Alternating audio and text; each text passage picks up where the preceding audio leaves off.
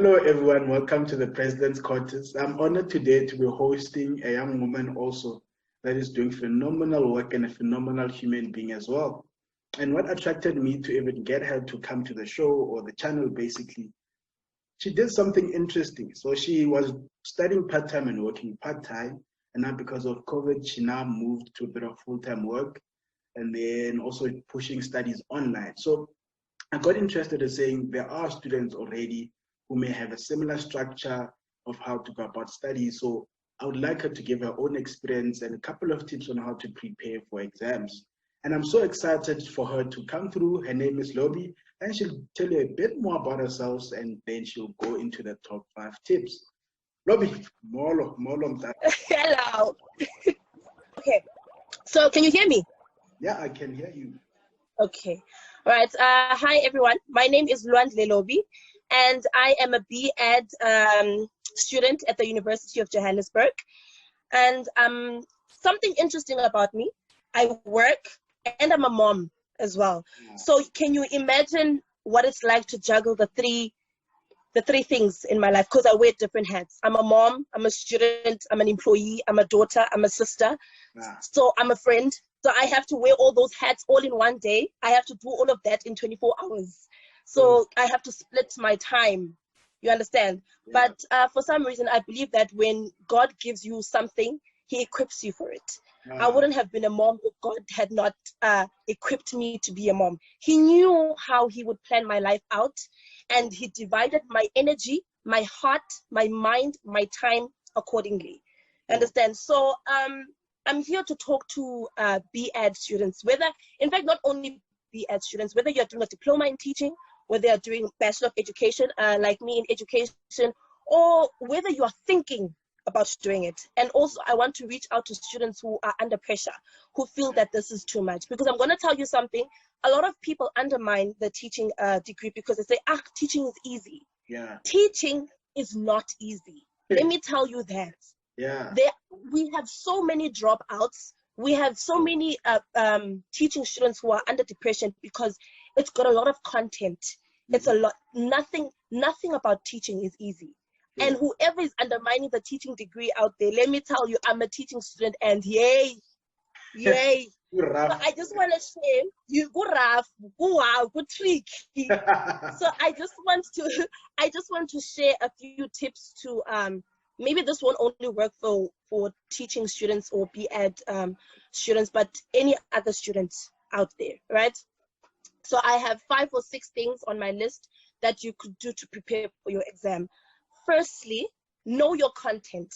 It doesn't matter what you are studying. Content is very, very important, because if you don't understand the work, if you don't know how to apply the knowledge that you have, then you're wasting your time. You are definitely going to fail the exam, which is why we find A students, this person, but if you don't know how to apply the knowledge that you have, because in most cases in exams, they will give you scenarios and you have to apply the knowledge that you were taught, the content that you were taught, and you have to apply to those scenarios, and then you find people failing. It's not that they don't know their work, but the problem is that people learn to just pass the exam. They learn about definitions and all of that, but they don't know how to apply the work.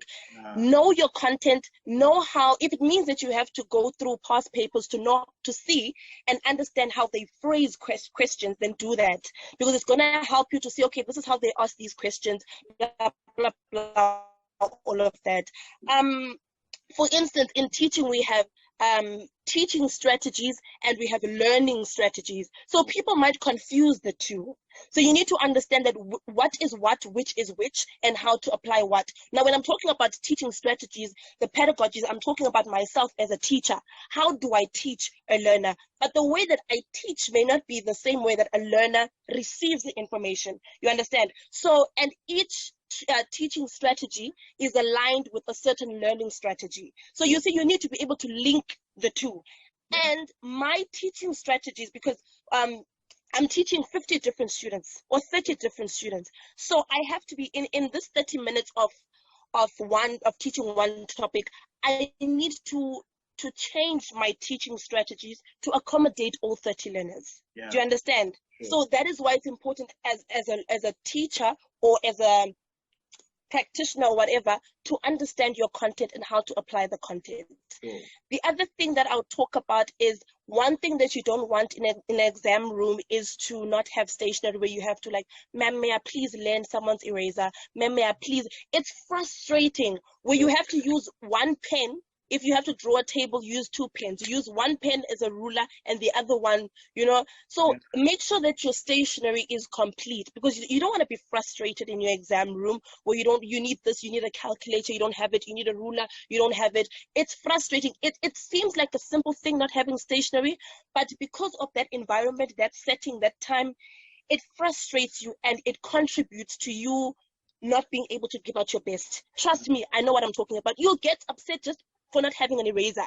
It's not a big thing, but because of the environment that you are in, it just makes you feel as if, oh my God, I just lost R1 million. Do you understand what I'm saying? Oh. Like, so your stationery, make sure that your stationery is complete. Yeah. The other thing, share knowledge for more clarity, for more understanding. Yeah. Like I always say, some of my friends and I in high school, we used to come in the morning, regroup, ask each other questions, share knowledge. Oh, this is how I studied this. This is how I saw this and stuff like that. But it also depends what kind of person you are. If you work well in groups, then you can do that shared knowledge sessions. But if you work better alone, then do that. If you are able to share ideas with your friends and it works for you, it helps you, do that. But if you are the type that's like, you know what, I don't want to confuse myself. Because, for instance, there's this joke that always goes around where they say, you know, when your classmates, after writing a test, they are all saying, no, the answer for question 3 was 3.5. The other one will be like, no, it was 3.6. And you think to yourself, oh my God, I wrote South Africa. Yeah. So you see, if it doesn't, you know, and you're like, so if you don't want to confuse yourself, then don't do it. Do what works for you. If you want to share before writing a test or an exam with your friends, then do that. If you want to be left alone with your wrong answers or your right answers, then so be it, right? The other thing is be on time. Yeah. It's so frustrating where you are anxious, you are running to class and you are late. Ngapha you are thinking, okay, I need to remember this. Ngapha you are rushing. Oh my God, when I get to class, you know, my lecturer is gonna embarrass me in front of all the students and all of that. It's just a lot. So it's better if you are on time, be settled, give your time to just, you know, take everything in. And prepare for your exam, prepare for your test, prepare yourself, because it's very uncomfortable when you come into class and you just sit down and you start writing. Sometimes you just want to think. Yeah. Take everything in, breathe, just be calm, you know, talk to a few friends just to lighten up the mood, break the ice or whatever. Be on time. It's very important. The other thing, sacrifice. If it means that you need to sacrifice sleep, you need to sacrifice your favorite soapy. If I would the queen that day, the queen. If I the riba, you know that tomorrow you are writing. But if it's gonna calm you down, do it. Other people can burn the midnight oil, they can cross night, sleep at 4 a.m., wake up at 6 and go and write. Other people need 8 hours of sleep, 10 hours of sleep. Do what works for you. But whatever it is, be well rested. It's very important because you don't want to get there and you are tired and now you are falling asleep while you are writing. It just disrupts the whole energy. So be well rested, right?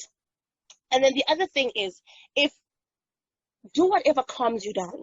If it means burning sage, do that. If it means praying, pray. Meditating, meditate. If you are one of those that wants to, you know, some vodka before you write the test, do that. If you want to smoke a blunt before writing, do that.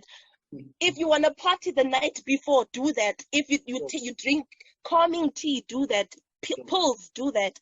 But what the aim is to be calm before writing. You don't want to write your exam under pressure or when you are anxious. You need to be calm. Just be calm as whatever it takes for you to be calm, do that, because we don't want you to, do you know other people have panic attacks? They will pass out and they won't be able to write their exam. Why? Because they are overwhelmed by everything. They're anxious. They are not okay. Sure. Be okay. It is very, very, very important. Yeah. So those are my 5 to 6 tips that I can give to you as a student. I hope I wasn't too fast. Yeah. I hope I could relate to to some of the students. Sure. So yeah, is there anything else? Well, if you are too fast, they'll press pause, rewind, make the video go slower. They'll do what they gotta do.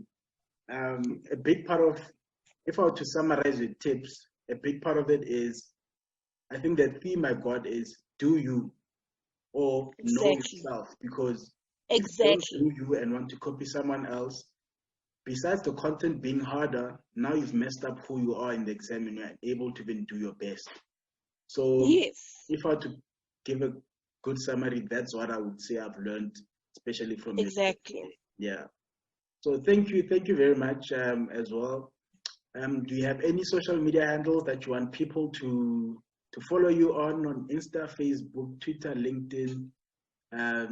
You have that, and also leave us with a young quote that you always live by, or feel someone can hear it and benefit from it.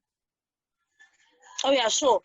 There's a quote that I live by since I was in matric until now. And I actually heard this from a friend, and it changed my life. It changed my perspective on things. Because, sometimes you look at other people and you'll be like, that's for certain people. It's not for me. I mean, I come from, a small location or whatever. This is for people in suburbs or whatever. No. Sure. You'll find that the people that are in suburbs, but because of the mentality that they had, it got them to where they are. So the quote that I live by is, if not you, then who? And if not now, then when?